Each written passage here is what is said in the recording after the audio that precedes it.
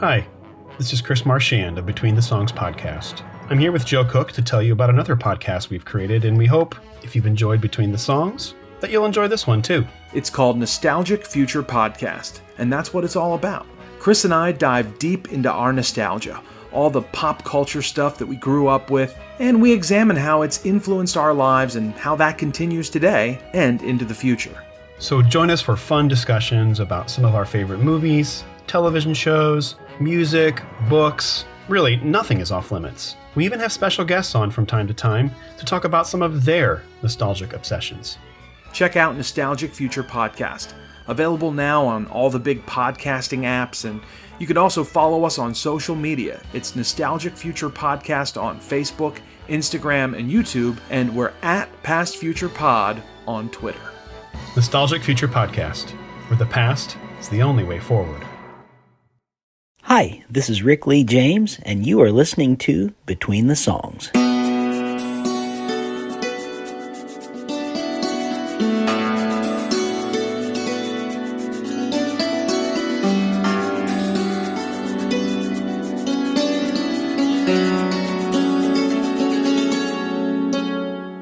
Welcome to Between the Songs podcast.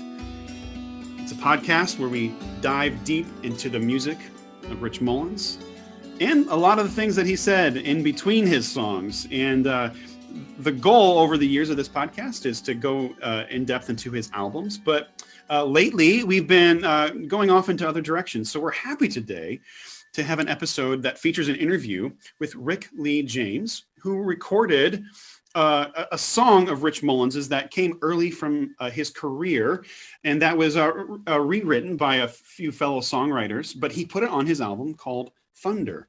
So we're happy and pleased to have him on the podcast today. It kind of features a look into that album and to some of his work, and is how he's been inspired by Mullins in his career. But I haven't even welcomed my co-host here yet. Hi, Joe. Hey, Chris. How's it going, man? I'm doing okay. Every morning I wake up and I curse the people that have given us daylight savings time. So that's when we're recording this. And so I'm just in a brain fog all week, but here I am. It's that time of year again. Yeah. You live in Florida, and I've heard some of your good government representatives are going to put forward a bill that maybe gets rid of daylight savings time. But is that true? Have you heard of this? I don't know if I'd say good representatives, but they are talking about it. If they're good, if they get rid of this practice. Anyway, we're here to talk about Rick Lee James, and then I think we're kind of excited to talk about some other Rich Mullins based news that we have going on. Yeah, there's been a lot happening the last couple weeks in the world of Rich Mullins, and So we'll talk about that. Here's what's funny about this episode. Actually, maybe this is your joke. I don't want to step on your joke. What's the funny? I'll set you up, Joe. What's so funny about releasing this episode with Rick Lee James? So yeah, before we started taping, because I always save all my best lines for when we're not recording, and but no, we were talking about how last month we released an interview that was 3 years old, with Mitch. We took this long 3-year hiatus on the podcast, and now we're trying to get our house in order here and get everything up to snuff. And so we released this interview with Mitch McVicker that was 3 years old, and this month we're releasing an interview that we should have done 3 years ago because we're promoting a song that's now 3 years old. But actually, though, that's not fair. The song is much older than that. There you go. But the version, Rick Lee James, the recording is 3 years old. So and of course we're talking about Rick Lee James' recording of Thunder. Yeah, so that's what's funny is when Rick Lee James released his album, we were just not doing our thing. We were, our lives were in transition a bit. So here we are. We're part of Rick Lee James's promo team. 2.5 to 3 years after the fact. We're right on top of this, aren't we? Yeah. And I remember when the album came out, because I do some work with UTR Media, and they sent me that record, for review, and it's a really good record. I mean, I really enjoyed his Thunder album, and so I'm glad that after all these years, we finally give Rick a chance to talk about it a little. And I will say this. Basically, the interview that I did with Rick Lee James is twice as long as what you'll hear today, because a lot of it goes into the other aspects of his career that we just felt don't exactly fit onto a Rich Mullins podcast. So look for an upcoming episode of my own podcast, Post Consumer Reports, where I talk to him about he has a Mr. Rogers podcast. What's it called here? It's called Welcome to the Neighborhood, a Mr. Rogers podcast. You can check out he has a Twitter account, Mr. Rogers Say, which is Mr. Rogers Quotes. But he also has a Voices in My Head podcast. He has tons of it. He has way outpaced us as far as episodes of his own podcast. It's something like 400 episodes or something like that. So yeah, hey, you know, we took 3 years off. I think we're doing pretty good. We took 3 yeah. So check out his own podcast, Voices in My Head. And then there is rickleejames.com. He's selling vinyl copies of his album Thunder. You can get him on vinyl, which is great. But I personally check out rickleejames.bandcamp.com, his different websites. So please check out his music. With all that said, Joe, what's been going on in the Rich Mullins verse, as we're starting to call it here? There's some stuff that's been coming out, and you actually have a little announcement of your own. I do, but the big thing is really this lost interview of Rich Mullins that has resurfaced and was released on the True Tunes podcast, True Tunes Music, with John Thompson. Did this two-part special on Rich Mullins over the last couple weeks, and part 2 was just released a couple days ago. When we're recording this. And part of the second episode was this great lost interview that he did with Rich Mullins. He said around late 94, 95, there were things that Rich said that made me think this was almost definitely 1995. But it was a great interview, a great conversation, some stuff I've never really heard Rich discuss before.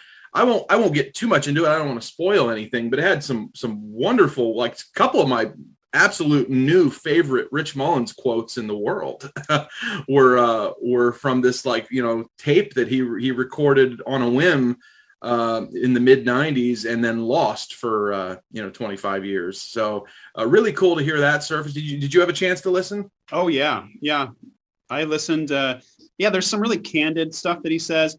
He also interviews the Ragamuffins. And so some of the things that the Ragamuffins said, like Jimmy A, he's just kind of letting us in. I mean, I think there's this moment that Jimmy A shares where him and Rich came down really hard on Jimmy one night after just kind of a season of building tension during touring.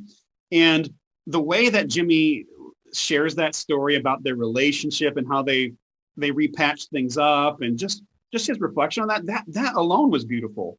And so I think what I would offer too about what John J. Thompson did is just his piecing together of all of this, bringing all these people together. And I really like his own commentary. He has just great insights.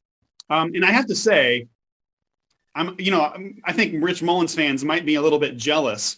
I never realized how much time he actually spent with Mullins. I'm just like, of course, John J. Thompson was just he had a record store. He did stuff in A&R, and okay, yeah, he met Rich Mullins. No, Mullins would come and hang out at the bookstore to the point that some guy walks in and goes, "Hey, did you know that Rich Mullins is playing dulcimer out in front of your store?" Yeah. And John Jason Thompson's like, yeah, I know. He didn't actually say that, but just the fact that happened, I'm just like, oh, okay. So he had a true relationship with Mullins. Yeah, and spoke with Rich the last day of his life. I mean, that's crazy. Yeah, and had a story about that was really something else. And it's, definitely. So if you're listening to us right now and you haven't listened to that, and I can't imagine that you're listening to us and you haven't listened to that, but if you haven't, definitely check it out because it was really, really good. And John J. Thompson, it's like he's releasing an actual Marvel movie, and we're like one of those side cable Marvel shows. Now, I should point out that we were releasing lost Rich Mullins interviews before it was cool. Oh, wait. Yeah. Okay. And there is one on our podcast that we released 3 years ago that people, if they haven't heard, should go back and listen to. So we did unearth. We were releasing unreleased Mullins interviews way before you, John J. Thompson. We were trendsetters, but just like we were just ahead of our time, and that's right. But hey, what you gonna do? Okay, what about your own news? My news is sort of tied in with his podcast, because this is coincidentally, whatever you want to call it. In part one, they talked about a concert. The Ragamuffins discussed this concert. Jimmy, in particular, brought this up, and I believe Mark and he talked about a concert in Texas in the early 90s that they played. And at that concert, Mark Robertson met Rich Mullins for the first time. And it was I can give you a little background on it. It was a concert. It took place on March 14th, 1992, and it was at a place called the Bronco Bowl. Coolest name ever. Great name. I thought, well, wow, this is awesome. This, like, Rich played like a football stadium. Like, what is this? And then I Google it. It was a bowling alley, and but a really cool bowling alley. And apparently, this was this venue was a really popular concert venue in Dallas for years. I mean, going back to like the 40s. It is no longer there, but Rich played a show with Margaret Becker and Rick Elias at the Bronco Bowl, March of 92. And Rick Elias had already known Rich, but Mark was playing in Rick's band, opening for Rich. And that's the first time that they ever met. Jimmy was playing with Rich. So this was the first concert ever where three of the Ragamuffins played on the bill with Rich Mullins. So it's kind of a historic night. They talked about this concert a little bit through a series of strange circumstances. An audio recording of this concert has come into my possession.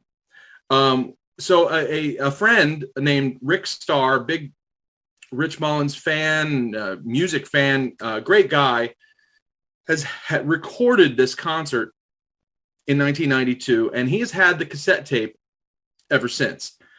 He's been telling me about this tape for years, that he had this concert. I don't believe either one of us had any idea that this concert was so important to the Ragamuffins, historically speaking. Just that he had been sitting on this tape, as well as a couple other recordings that he made of Rich shows.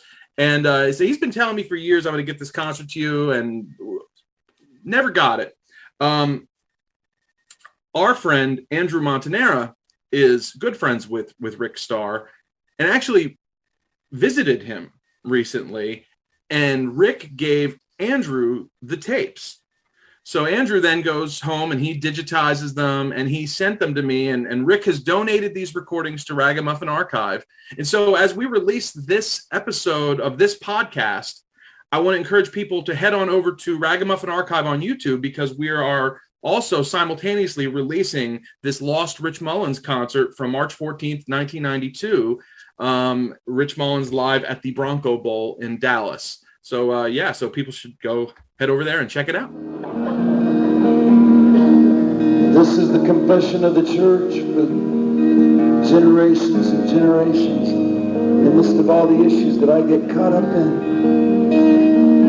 Sometimes I have to get up by myself and repeat this to myself, just to remind me of what I know is true. Sometimes when I'm alone, I say, I believe in God the Father Almighty, maker of heaven and earth, and in Jesus Christ, his only Son, our Lord, who was conceived by the Holy Spirit and born of the Virgin Mary, suffered under Pontius Pilate, was crucified, dead, buried. He descended into hell. On the third day, he rose again from the grave and ascended into heaven, where he now sits at the right hand of God the Father Almighty. And from thence he shall come to judge the quick and the dead. And I believe in the Holy Spirit and in the Holy Catholic Church, and the communion of saints and the forgiveness of sins, thank God. The resurrection of these bodies and in life everlasting. As we get into our Rick Lee James interview, we should add that we've been putting up our episodes of Between the Songs onto YouTube, onto the Ragamuffin archive as well. So our Rick Lee James episode will be up there along with this new live recording of the Mullins concert, live at the Bronco Bowl. So we're so glad that you joined us today, and we hope you enjoy this in-depth interview with Rick Lee James and his album and the song Thunder.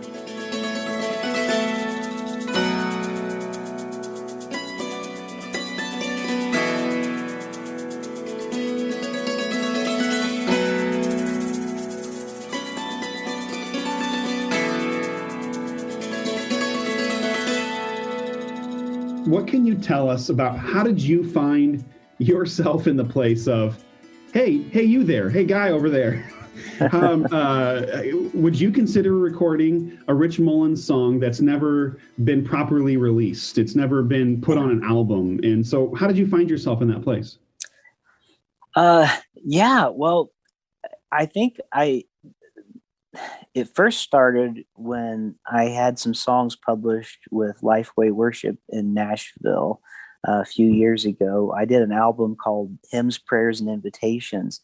And I was in the office in Nashville at Lifeway Worship. I had come to town for a meeting or something. I can't remember exactly why I was there right now. But one of the publishers there, his name was Randy Cox. And I was sitting in the office with Randy, and come to find out, Randy was Rich Mullins's very first publisher. So back in the day, he was the first guy to publish "Sing Your Praise to the Lord" from Amy Grant. You know, he was the one that took the song to Amy and got it published. So nobody had ever published a Rich Mullins song before that, and Randy was the guy. Randy was the publisher that got my songs.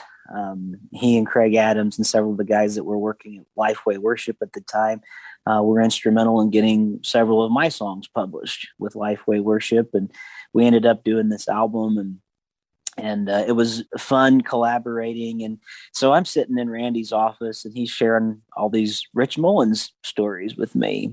And I was a big fan of Rich Mullins. I had loved his music. Most of us who write songs and have been Christians, we've kind of, all been Rich Mullins fans for a while.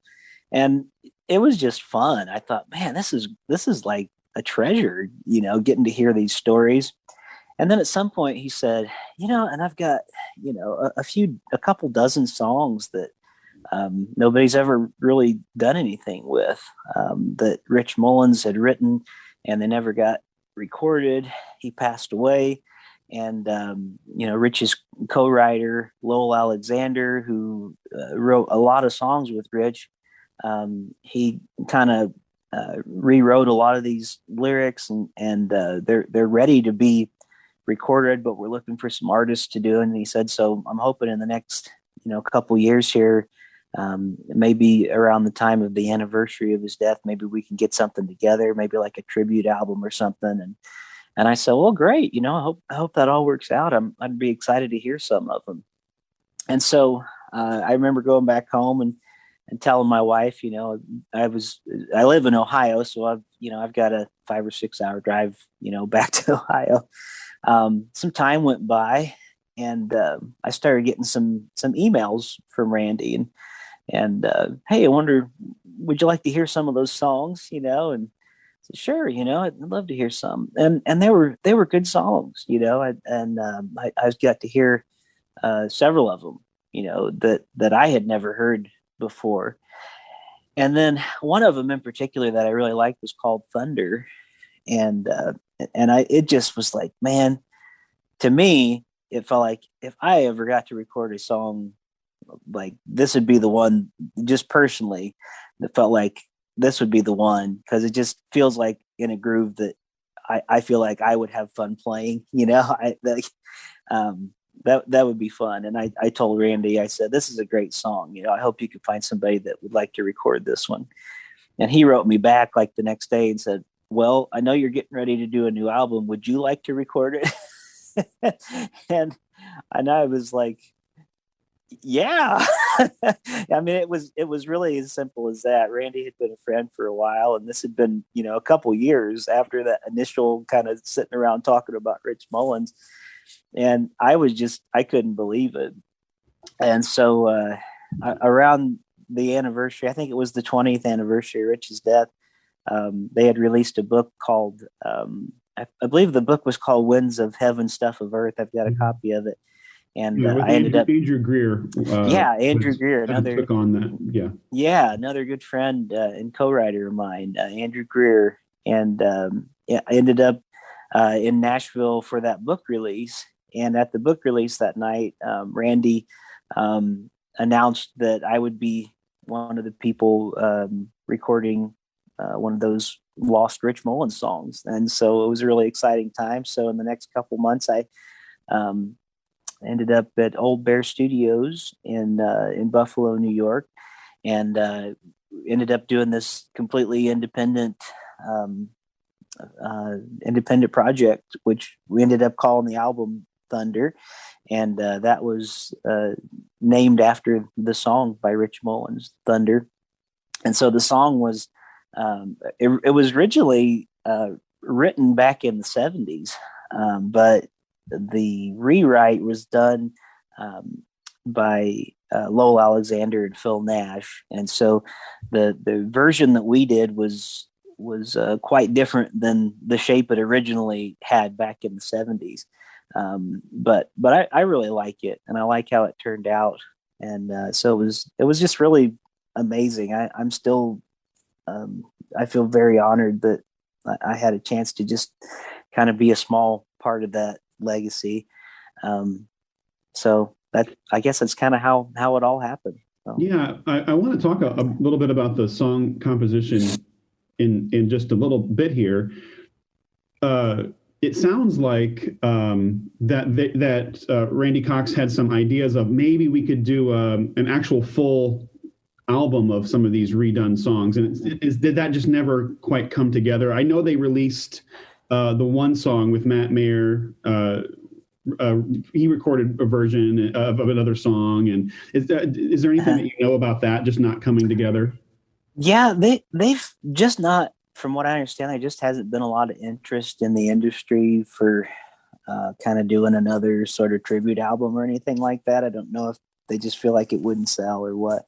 Okay. I didn't know until after the fact that a lot of people don't really like the changed versions very well. I hadn't really heard the original version of Thunder until kind of after the fact, and then there's kind of a camp of people that didn't really like that it had been changed from its original version, because it to be honest, it's a lot longer in its original form, and it very much sounds like it's of its time period. If you can actually go online, there's a sweet lady named Beth Snell Lutz. She's an old friend of Rich Mullins. She's been with him since Bible college days in Cincinnati Bible College. And Beth reached out to me just before I went to record the album, and she said, "Hey, just so you know, like that isn't the original. Like I've got lots of tapes of Rich, and you might want to hear what it originally sounded like." And came in when the prophets had gone tired, being so inspired, never being heard, coming on to a world confused and shattered. You gave this earth back her sense of her own world. You sang to her, and you comforted her people. You brought down the sweetest sound she'd ever heard. They walked with you when you dwelt among the humble. I wish I could have been there it was of its time period. It was the 70s, and it very much sounds like a 70s song. There was a lot more verses, and it had different choruses, and it probably wouldn't have had um, it wouldn't have had maybe the same appeal to me, the way it was without Lowell Alexander kind of making it a little more. I don't know if I'd say radio ready, but a little more palatable, I guess, for the ears for how it was. But I think there's a camp of people that just are purists and don't want them changed at all. They want it exactly the way it was, and I can appreciate that totally.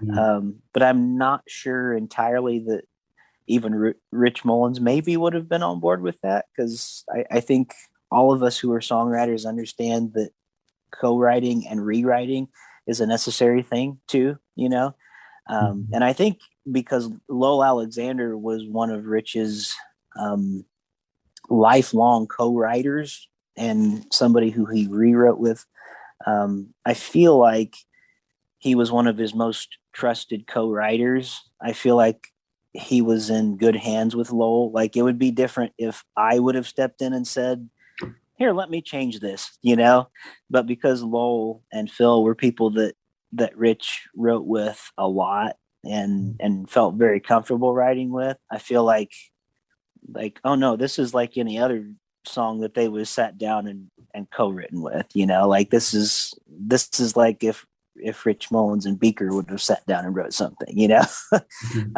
so I don't know if that makes sense. I've veered off from the original question, but no, I appreciate unpacking all of that. Do you feel like in the midst of it, when it was coming out or recording it, did you take some heat from this? Or it sounds like there's some things that you received some displeasure from people. Was that something that happened? I don't feel like I did a whole lot. At least if I did, I didn't know about it too much. I mostly felt like there was pretty positive from it.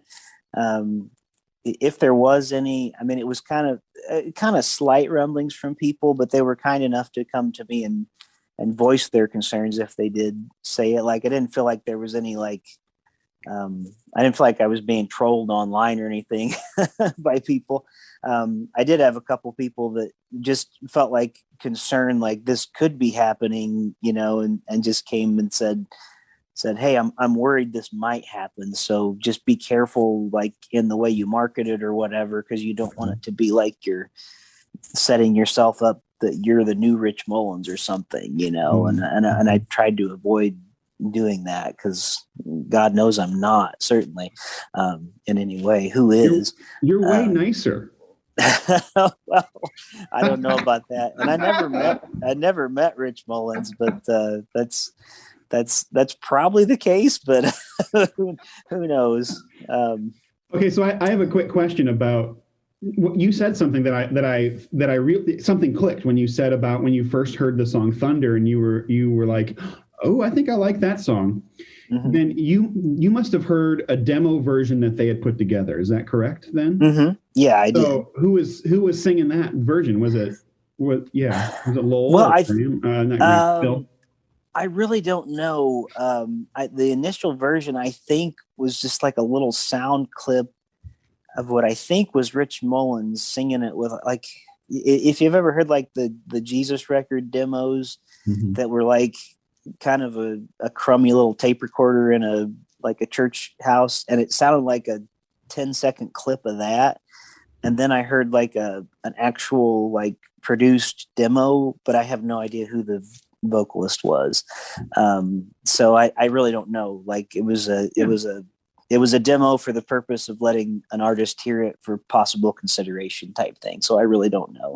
Yeah. That's interesting. And I think, for those of us that we've perused through it's the Rich Mullins old music YouTube page, and there's just a bunch of songs that Beth has put up there. Mm-hmm. And then, in our heads, we're thinking, oh, you're just gonna you the guy that's gonna record it, that you're listening to the old, whatever that original old tape was, and then you're just going, okay, I'm going to play along with this. I'm going to learn the chords, and then I'm going to sing it. Instead, it had probably been years of process. It had been, they had their own songwriting sessions, and then had thus brought it into a demo form of their own. And so I think that's just interesting for people to hear that process of how the songwriting works. Sure. Yeah. Mm-hmm. Yeah. And then for us to, and maybe we can talk, I think you wanted to talk maybe a little bit about like our process of recording it too. And go ahead and go into that. Because maybe you can speak to, I don't know how much you can say, verse by verse or chorus by chorus, but what's your process in recording the song and your approach to it? Yeah, well, I wanted it to be even a little different from the demo that I heard, which was a little bit more kind of, it was a little bit more 80s rock type sounding than the version that I heard. A lot of, electric guitars and things like that were through it. And I wanted it to be a little bit more, I didn't mind it being rock, but I want it to be a little more folk sounding too, and a little more acoustic driven. So I kind of wanted to give it my own touch, and knowing that I was going to be recording it with Brothers McClurg at Old Bear Studio. They have their own very unique sound anyway, and their own unique studio in this warehouse where their studio is at. It's just this very, I don't know how else to describe it other than kind of this real blue collar sound, it's like this big open warehouse where you record at. And we wanted to really make it kind of produce the sound of an actual thunderstorm, like in the midst of what we were doing. So even the tuning was different. So like I did like an open E minor tuning on my guitar whenever I was recording the song. So it was even like a strange tuning. We wanted kind of this disruptive type of feel on the song. So Jesus entered the temple courts and drove out all who were buying and selling there. He overturned the tables of the money changers and the benches of those selling doves. "It is written," he said to them, "My house shall be called a house of prayer, but you are making it a den of robbers." The blind and the lame came to him at the temple, and he healed them.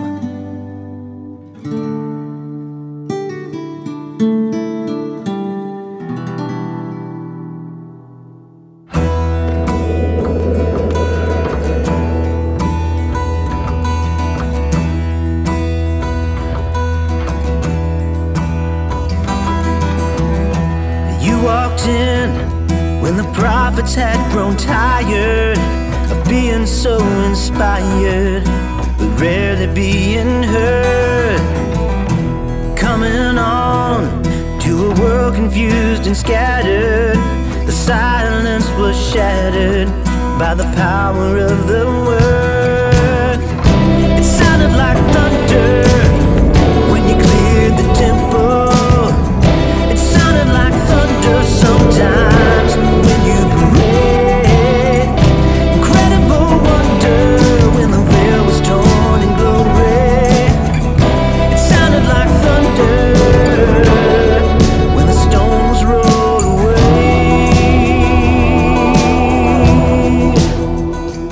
It kind of starts out with this reading, that the song is just me playing a classical guitar on the beginning, and then the narrative of Jesus entering the temple and turning over the tables and of the money changers, because that's what the song, really is talking about. And Jesus walking in, and when the prophets had grown tired, and it talks about overturning the tables.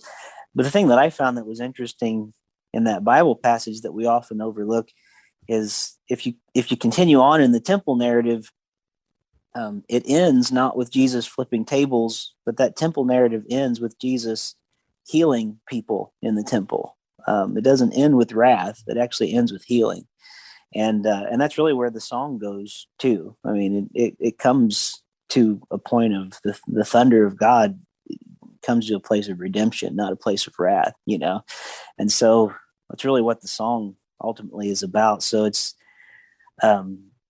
it goes from like a place of acoustic guitars to a place of literally we had this, I don't even know what it is exactly. It's a thunder maker that they had in the studio. I remember Chris Hoisington, the producer, he's in there.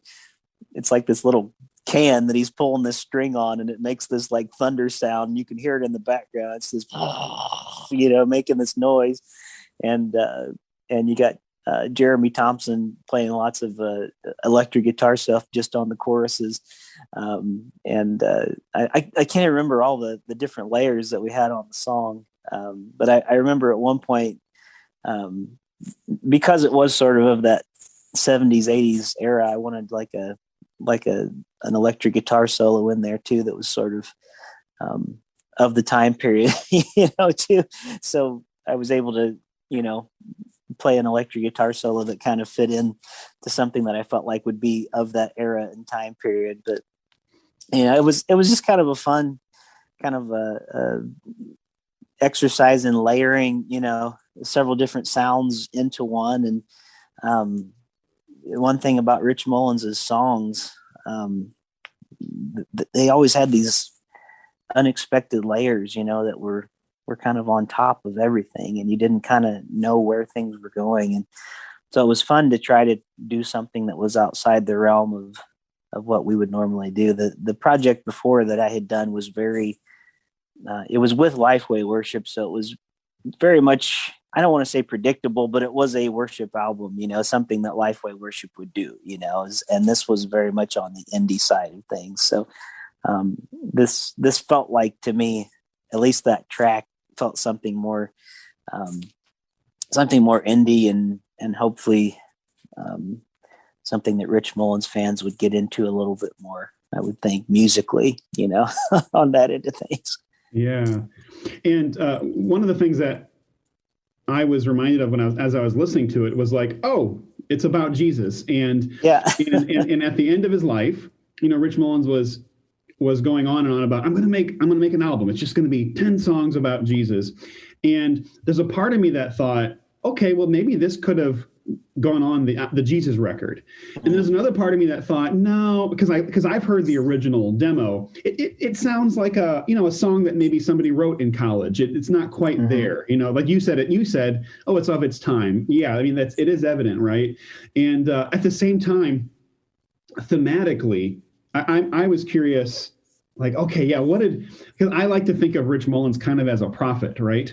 And so I'm like thinking, yeah, what does Mullins want me to know about Jesus in this song? You said a little bit about the healing and his place in the temple, and anything else that you drew from the meaning of the lyrics as you were singing it and memorizing it and all that?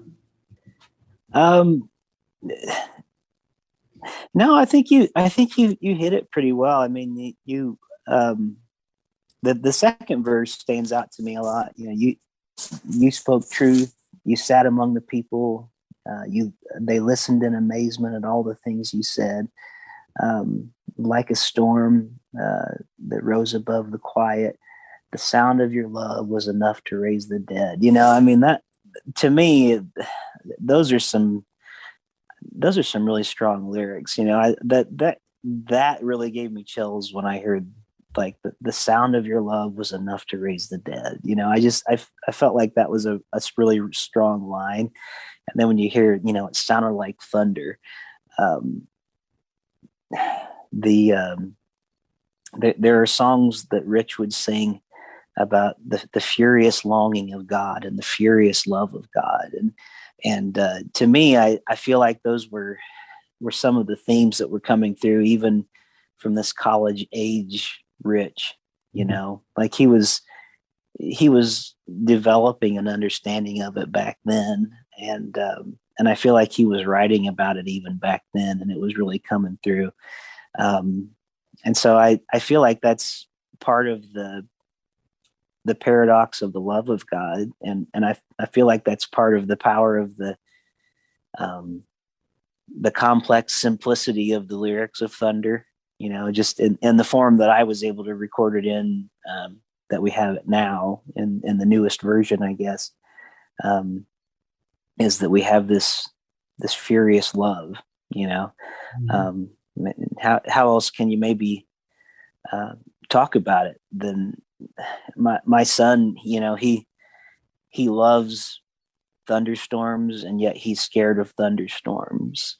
You know, and I'm kind of that way too. You know, I love a good thunderstorm, and yet there are times that they really scare the dickens out of me.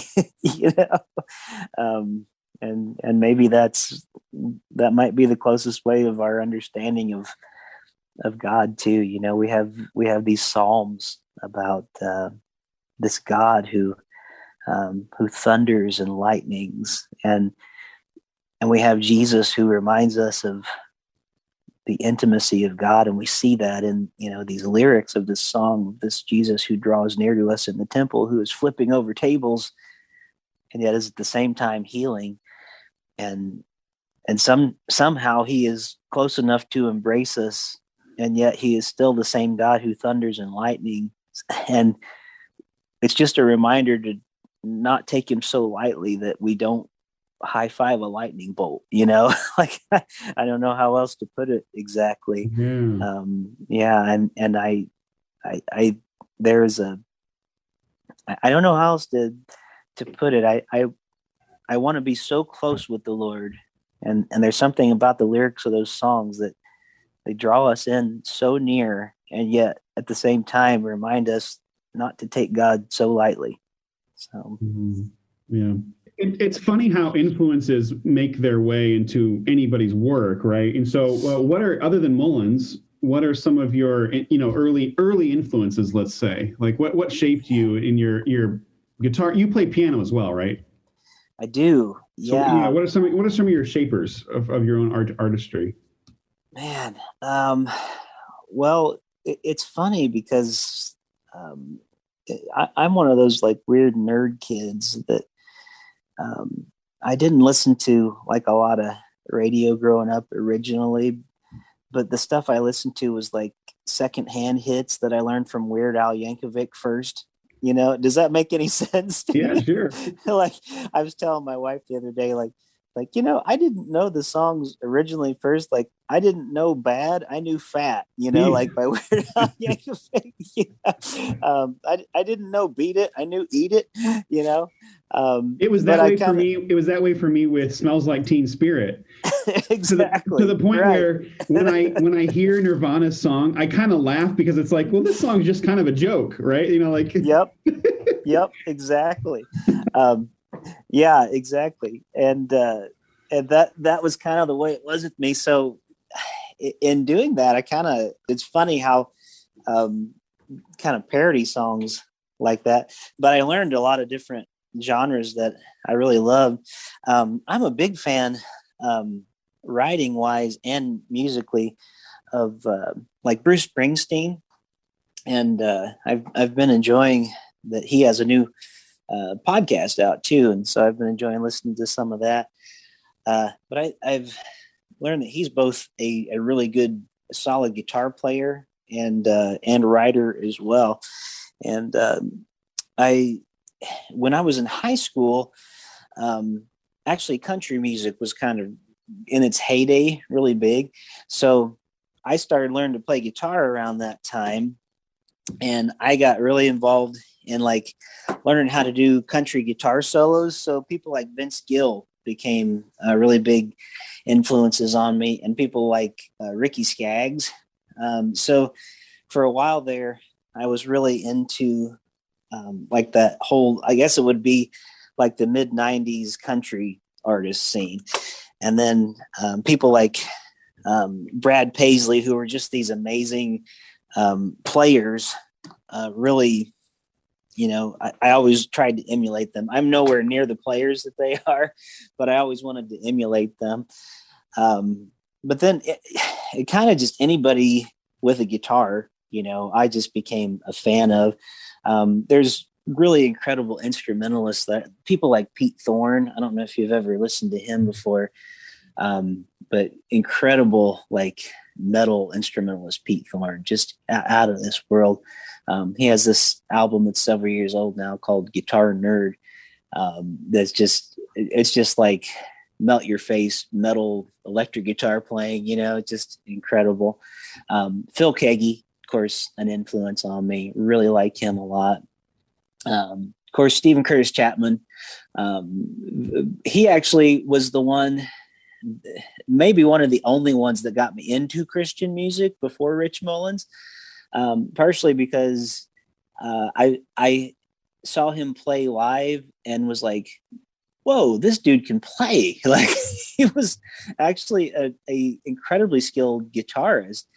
And then, like, one show he came out, he played guitar, and then he brought out like this dobro and started playing like slide guitar, like, and he was good. I was like, holy cow, this guy's like, I mean, he's not Jerry Douglas, but he's close, like he was incredibly talented.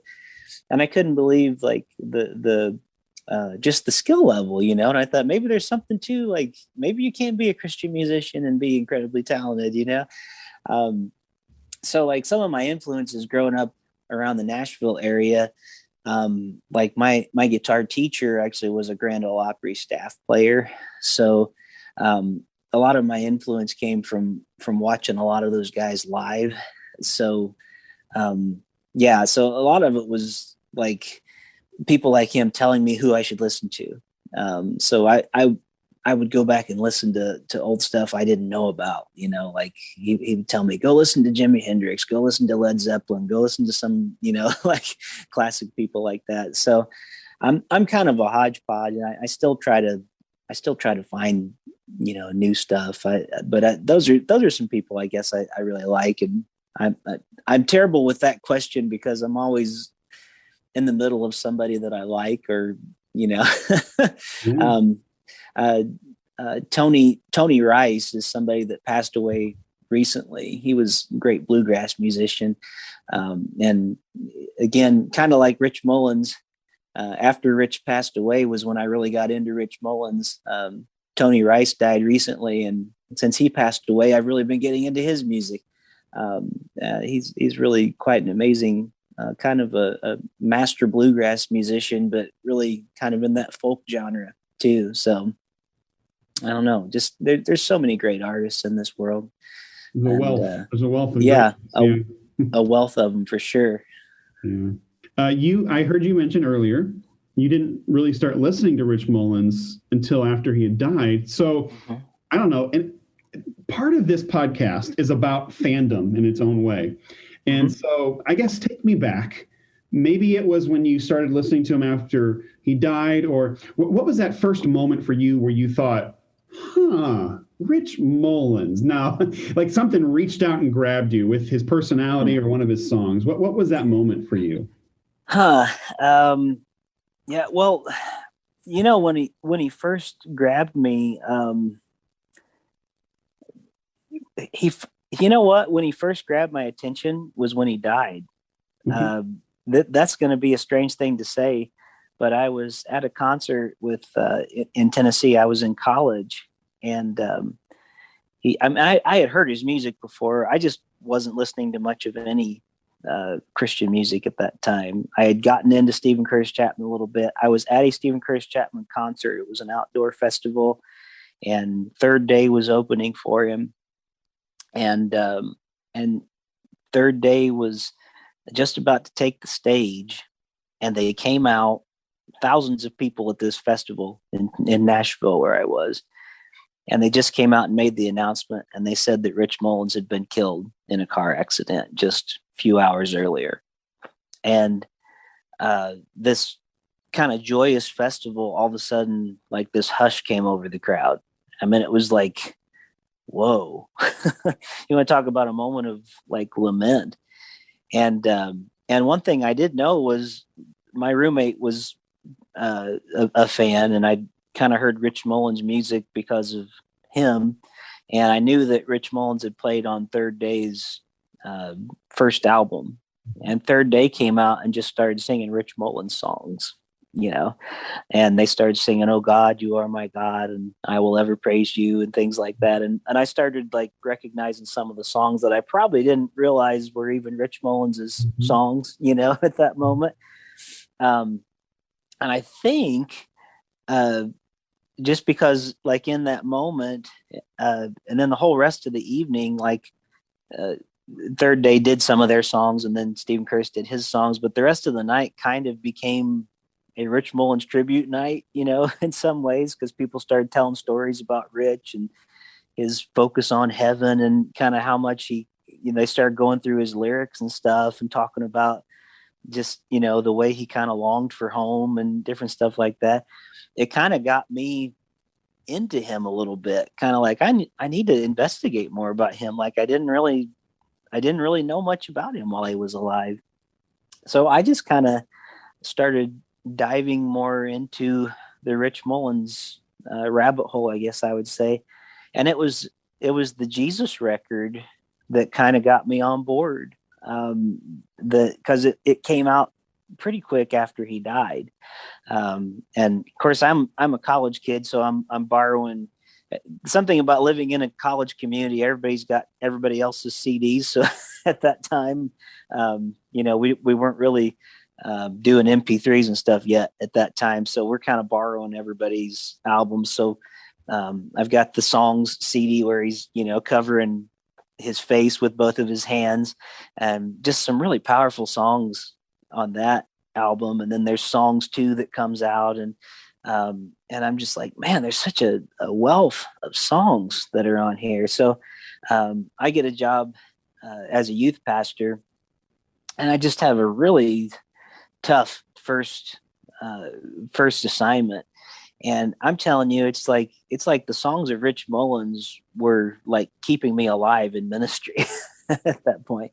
And anyway, yeah, his music just really was speaking to me in some amazing ways. I mean, the songs were just like, that was like the moment when he died. Like I remember just being among so many people, and it like drove me to start knowing more about him. So that's probably really kind of a funny thing to say, but it was just like being impacted in that moment by so many people there that were so impacted by that moment. And I just kind of remember thinking like, wow, if so many people were so affected, by this one guy, who potentially could have even been there playing that night at this festival. I mean, he could have possibly been, he just wasn't, booked there at that time.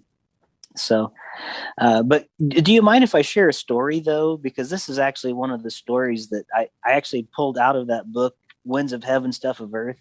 But to me, this is like one of the best Rich Mullins stories, and it's from that book, and it's from Lowell Alexander, who, co-wrote Thunder with Rich.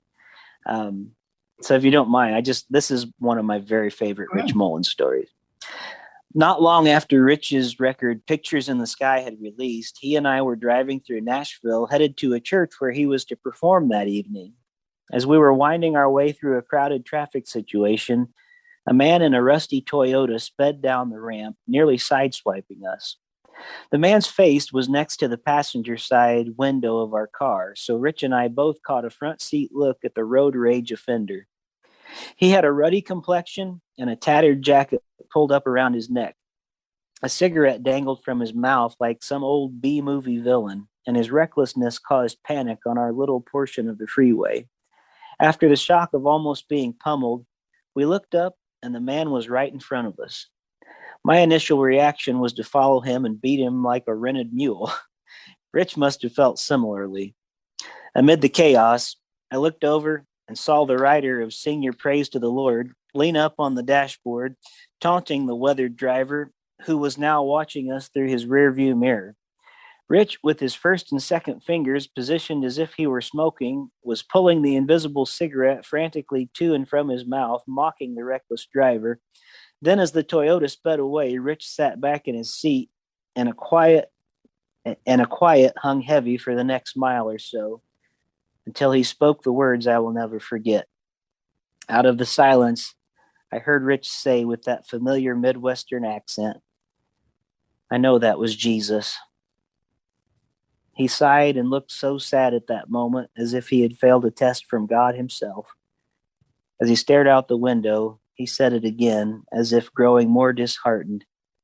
"I know that was Jesus." We sat in silence for the rest of the drive. In those few words, he had simply and profoundly summed up so much of the gospel. Rich knew he had failed to consider that man as Christ would have considered him. I also failed that day, but took away a lifetime lesson. Rich's words showed me a person serious about sculpting away the ugly edges of his life until only a work of art sculpted into the image of Jesus stands. That experience still resonates in my heart, begging me to be quicker to show mercy rather than anger, to exhibit love to those who offend me, to forgive as I would want to be forgiven, and to extend charity to my enemy. What a different world this would be amidst all the vitriol and acrimony if we could kill our pride and just act like Jesus. So that's one of my favorite Rich Mullins stories. What I like about that is the challenge of we're inspired by that moment in his life, but it's also a moment of his own failure. Yeah, right. Exactly. So it's not this saintly thing. It's more like, oh man, I missed it a little bit. And so that desire, that push, and those tensions within himself, Yeah. Yeah. Yeah, truly.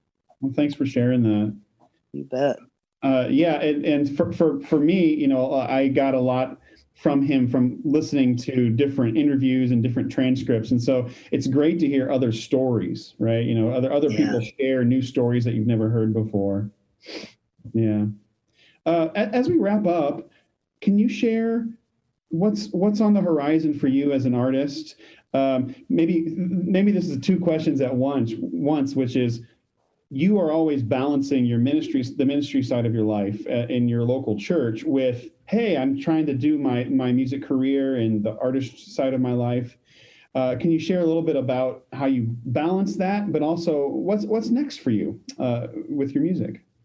Yeah, well, I actually am starting. I just started yesterday. I've set up a home recording studio, and I'm trying to learn that a little bit because I've got some new music I want to record. So even this morning, I was downstairs trying to record a new song. So hopefully, got some new music coming out this year if I can get everything all together. It's going good so far. I've got several new songs that I would like to record, and so if anything, hopefully the 2020 turning into 2021, having spent time at home has given me an opportunity to do some writing. So hopefully I can get some of those songs down, and gonna try something I haven't really done before.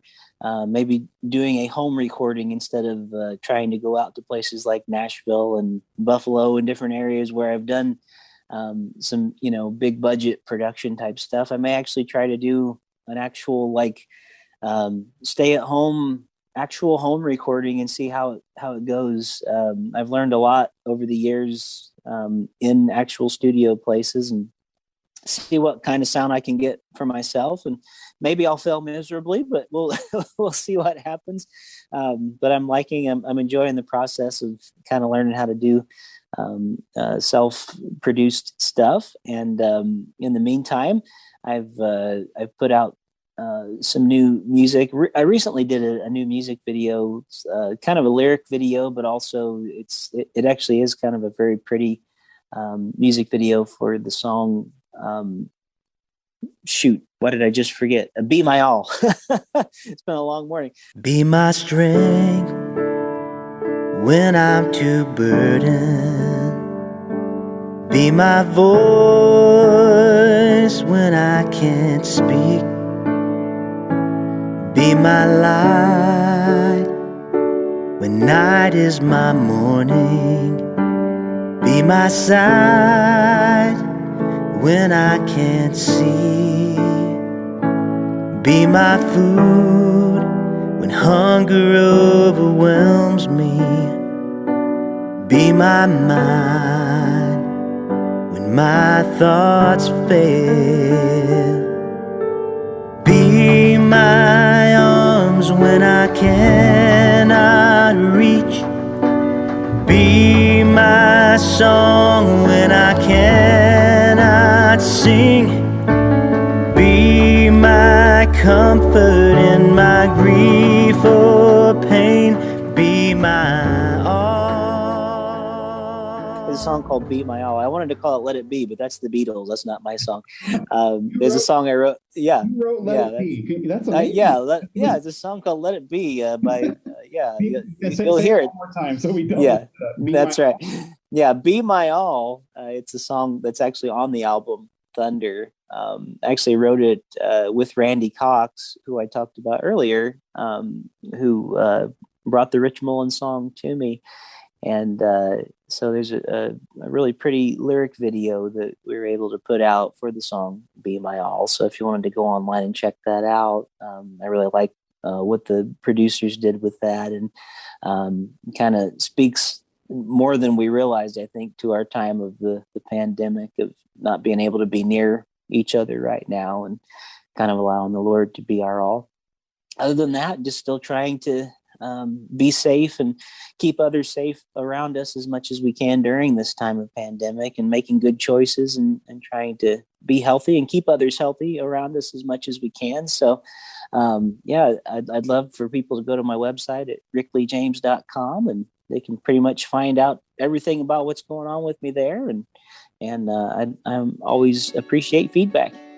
Well, thanks so much for your time. And if they haven't discovered Thunder yet, they can find a way. It's even on vinyl, right? If you're that type. So yeah, definitely. So I'd love to sell them a copy. We've got plenty of them to sell. So there you go. Hey, Chris, it's been such a pleasure to talk to you today. Thank you so much for having me and taking the time. Thanks, Rick. I appreciate it.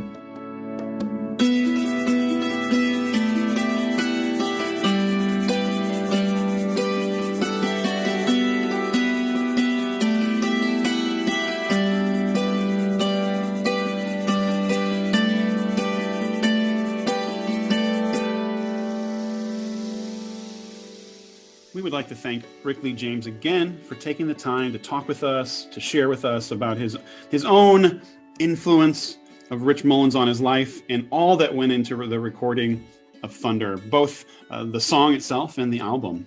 Again, you can find Rick James's music at rickleyjames.com or rickleyjames.bandcamp.com. And of course, you can check out his Voices in My Head podcast or his Mr. Rogers podcast and Twitter account. So please check him out. We do have more episodes coming up. We have a season of episodes.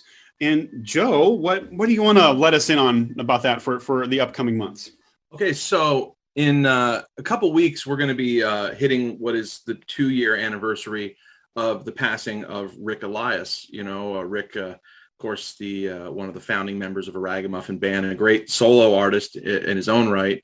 And but a good friend of Rich Mullins and comrade of his. And so Rick passed away on April 2nd of 2019. And we have really been talking about this for the last couple of years of how we've wanted to pay tribute to Rick on the podcast.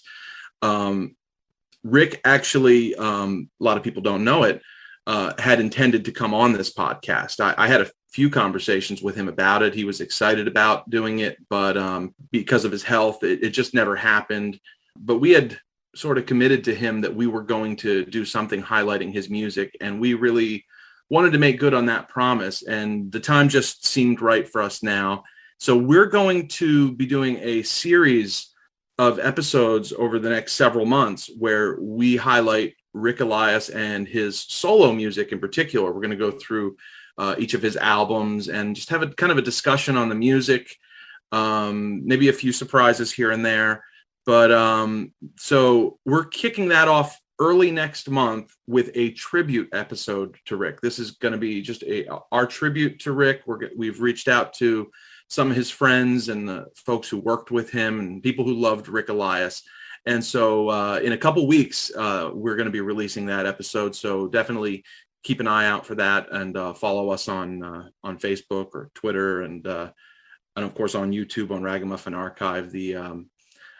So that's what's coming up, and we're going to be doing that over the next probably 5 or 6 months. That we'll be highlighting Rick Elias and his music, from everything from Rick Elias and the Confessions all the way through maybe even his work on That Thing You Do. Yeah, we're happy to be able to do this.